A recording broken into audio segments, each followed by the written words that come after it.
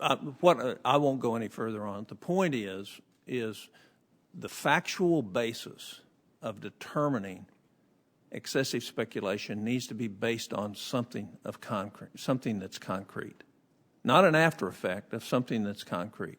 And my worry is you're going to get tied up in a lawsuit that's going to, the well-intentioned thought of eliminating excessive speculation and decreasing volatility so that people aren't paying too high of a price for something that the market truly isn't saying it's that speculation caused it to be higher. More speculation necessary to create the market. What my worry is two things. One is that you're going to get tied up and spend a lot of your budget defending it. Number two is what we've written here is a click away from not having any effect at all because they're going to go to some other market. And so my question to you on that basis is, what do you think will happen in the rest of the commodity exchanges around the world on the basis of the new rule that you all have put out? I think we've made very good progress. In September, working along with international regulators in something called IOSCO. I don't know that you're familiar with it, but it's the International Organization of Securities Regulators.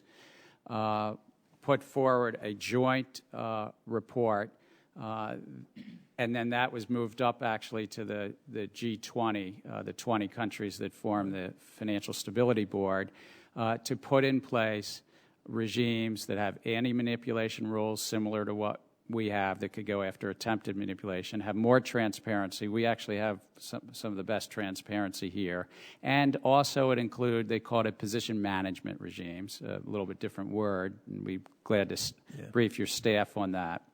So I think we've made good progress, but you're absolutely right. Capital and risk knows no geographic boundary. So Congress also included that if there was a foreign exchange that linked their contract to contracts here, for instance, if somebody in London linked the contract to something in your state, Oklahoma, it's called West Texas, but the WTI contract, if it were linked, that has to come under the position limits, and we finalized a rule that said if anywhere around the globe, if a foreign board of trade links it to one of the contracts here, then it has to be in that same regime. Yeah, but none of that is implemented anywhere yet, correct?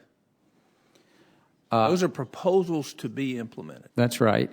So what my question to you is, we have a rule that's going to be in effect. Questions about it, lots of learning curve on it. What's going to happen in the meantime? Let me just assume for a minute, since Europe's functioning so well, they're functioning just about as poorly as we are as a legislative body. What happens if those don't get put in effect, given ours goes in effect? I think what do you foresee?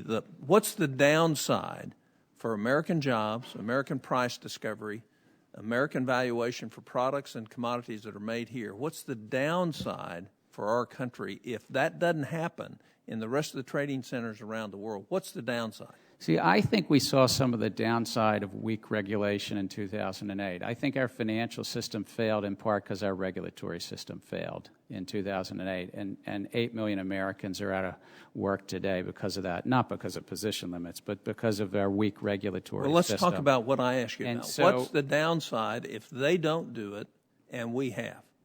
But I think that Congress mandated us to do this and a lot of other pieces in Dodd-Frank. Because what's the downside? I think the downside is if we don't protect our markets, that the price discovery and the integrity of these markets are weakened. And so what I think Congress recognized, what the Commission recognized, is we have to promote the integrity of the markets and the price discovery function here. Congress also did ask, and we will do this, 1 year after these rules go into effect, we have to report back to Congress, and one of the specific things Congress asked us to report on is exactly that which you raise, about the overseas effect. Where are we at that point in time? And report back if whether it's I don't remember the exact words, but any effects of where we are overseas versus here. And I think that was very, very appropriate. So you don't, I take it from your answer, you're not extremely concerned that disconnecting from WTI, disconnecting from the Chicago board, disconnecting from all these others, that people decide that they'll speculate somewhere else. And given that we're in a global economy, that we can't regulate the global economy by only regulating us. And the very things that we're trying to limit, excessive speculation, whatever that is, since nobody will define that for me except Mr. Tuberville, excessive speculation is going to occur somewhere else outside, and we're still going to have the same price swings in our market. Is that not the downside?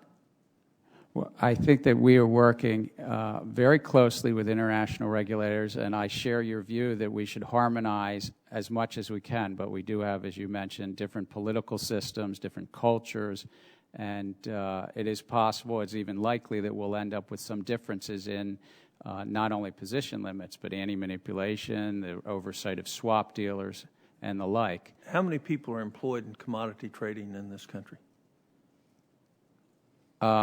I know the figures for the whole financial industry is into the hundreds of thousands. I don't know the specific number to your question, but we could try to get back to you on that. Well, we've got it.